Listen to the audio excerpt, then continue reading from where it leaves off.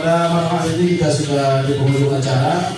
Kami ini kali yang ke-6 kalau tidak salah kita mengadakan kegiatan ini, dan di beberapa tempat ya. Alhamdulillah pada kesempatan malam hari ini keluarga kita agak banyak ya. Momen selanjutnya kita akan melakukan evaluasi nanti. Kita akan rapat untuk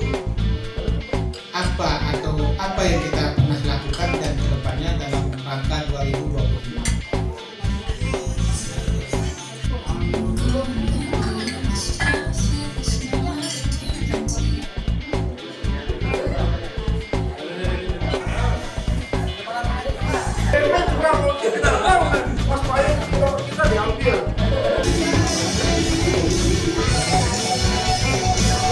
tinggal satu ya. Kalau sampai hancur.